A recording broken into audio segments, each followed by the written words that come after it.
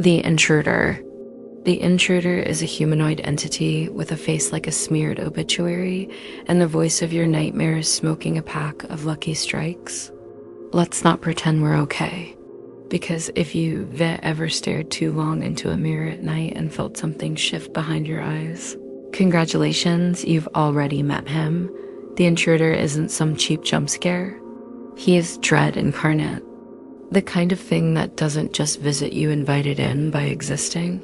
He's featured in the infamous Intruder Alert piece where he calmly explains to children that if they see someone in the mirror who looks like them, but isn't quite right, they should turn off the TV and go to sleep, which is hilarious considering sleep is the last thing you'll be getting.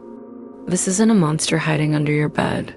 No, he's the presence behind the camera lens, the extra face in your family photo. The sound you hear when your TV buzzes for no reason at 2:37 He doesn't break into your home. He convinces you it's his. And that voice is molasses over a saw blade. It loops like a broken cassette tape wrapped around your spinal cord. When he speaks, it's less of a sentence and more of a psychic wound. You don't hear him, you absorb him. The worst part?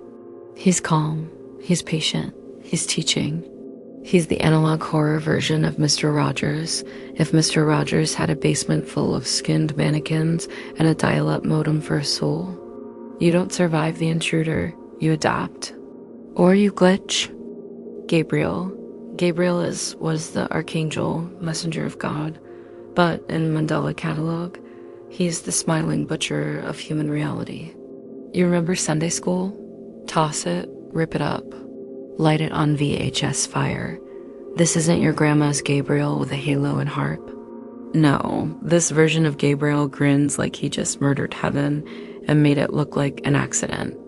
He appears in the beginning and exhibition like he's auditioning for The Exorcist, God's favorite mistake. He drips divine authority, twisted through dial-up distortion. This isn't divine intervention, it's divine infection. Gabriel is the original corrupter in this world. He doesn't tempt with apples. He offers replacement. You do not need to suffer. Chilling words coming from someone who looks like a JPEG of biblical trauma. See, in Mandela Catalogue, he's the one who introduces the alternates to humanity. He doesn't fall from heaven, he uploads from it. And every word he says drips with mock sincerity, like a cult leader who's been dead for decades and still has a YouTube channel. He's patient. He's not screaming or scratching at your door. He's whispering directly into your soul's firmware. Why manipulate when you can overwrite? And don't get me started on that smile. That smile. It's the visual equivalent of a dislocated joint, almost normal, but your brain starts leaking the second you look too long. It's not joy, it's certainty. The certainty of a thing that knows it's right and has already seen your funeral. Gabriel isn't here to scare you. He's here to fix you, to upgrade you. The thing is, heaven didn't fall. Heaven locked off. Cesar Torres. Caesar is just a kid asking for help. That's the horror. His voicemail is the Mandela Catalogue's first piano key, innocent, shaky, desperate. He calls his friend Mark because his mom is acting strange, and that's all it takes. One favor. One request. One wrong answer. Caesar isn't a monster. He's the doorway to them. The brilliance? There's no transformation scene. No scream. No glitching face or bleeding eyes. Just absence, just silence in the wrong places. And suddenly Cesar's gone and something else is using his shape like it rented it off Craigslist. You never see the possession. You only see the residue. The alternate wearing Caesar walks like him, talks like him, breathes like him, but there's that pause, that uncanny space between syllables, that polite emptiness in the voice like someone who memorized being human from a poorly translated instruction manual. This is the Mandela Catalogue's favorite move, weaponizing trust. You want to help your friend? Congratulations. Now you are infected with existential rot, and the walls have started humming Gregorian chants at 4x speed. The original Caesar, probably gone. Maybe dead. Or maybe worse, trapped, watching from behind his own eyes like a backseat passenger in his own flesh. Like a puppet who still feels pain every time the strings jerk. You don't get closure with scissor, you get implication. You get the feeling something is wrong, but no one says it out loud because if they say it, it becomes real. In any other horror story, the monster knocks. Here, the monster asks politely for help. And you open the door, because it still sounds like someone you love. Mark Heathcliff. Mark is the protagonist. Or was, or could have been. If tragedy didn't chew his bones before the credits even rolled. Let me paint you a picture. You're a teenager. Your friend calls, says his mom's acting weird. Classic horror setup, right? But this isn't a haunted house, it's a haunted decision. Because Mark, poor Mark, agrees to check it out. And somewhere between that voicemail and the screen flickering black, his life ends, not with blood, not with screaming. With paranoia, Mark doesn't die in the traditional sense. He unravels, slowly, like a sweater tugged by invisible hands. His final moments are captured through grainy footage and security camera footage. But it's not the imagery that wrecks you, it's his voice. His breathing, his descent into terror so deep it doesn't feel fictional. He starts hearing things, seeing versions. His reality curdles, the air thickens. He knows something is wrong, but the more he fights it, the more it claws back, smiling. Mark becomes a case file, a police report, a subject in a slideshow about self-induced cognitive hallucination. The world doesn't mourn him, it diagnoses him. There's a moment in his final video, right before he, pulls the trigger. He says, I can't even tell what's real anymore. And there's this horrifying thing that happens when you hear it. Not fear, not sadness. Recognition. Because haven't we all had those nights? When the mirror felt wrong. When the sound outside your window seemed a second too late. When the dark looked aware, Mark isn't just a victim. He's the warning. The thesis statement of Mandela Catalogue. The worst horror isn't death. It's losing the right to trust your own senses. By the end, he's not screaming, he's tired. You don't leave that kind of story. You just turn off the screen and pretend the ringing in your ears ice and someone else breathing. Alternates. Alternates are not demons, not ghosts. Not aliens, they're something worse. They're perfectly wrong. Imagine this. A being that looks like you, sounds like you, remembers your past and knows your face. But there's a flaw. A microscopic slippage, a flicker in the smile, eyes too wide, joints that bend like broken coat hangers. There you in air quotes. Alternates don't attack like slashers, they don't chase. They replace, they wait, they mimic. They move just wrong enough for your gut to catch it before your brain does. There are different types, type 1, 2, 3, and if you think that classification makes it easier to deal with them, buddy, no. It just means someone had the time to study them before being psychologically detonated. Type 1, the mimicry experts. They're the, oops, did I just text you and also die? Types. Type 2, you don't see them. You just feel them. The air changes, the lights buzz. Your emotions betray you. Type 3. That's the religious one. The theological middle finger. The Gabriel-flavored ones that whisper in scripture and hallucination. Alternates don't kill you. They convince you to do it yourself. They erode your self-perception until all that is left is a mouth saying, I don't want to be here anymore. And society? Oh, it adapted. They rolled out pieces, S's. Government documents, survival guides. But the advice is as helpful as a band-aid on a guillotine. Do not engage. Do not acknowledge. Do not look in the mirror, because if you do, it looks back. And it smiles. Alternates are a metaphor, sure. Imposter syndrome, mental illness, mass delusion. But here's the catch. They don't care about being a metaphor. They're real. In this world, they are the glitch in the divine code. The thing that crawled out of God's recycle bin and decided to get creative. Your doppelganger isn't behind you. It's already you. Detective Thatcher Davis. Thatcher is the guy who walks into the abyss, badge in hand, thinking he can file a report on hell.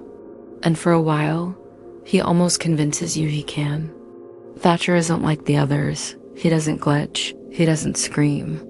He doesn't spiral, at least, not immediately.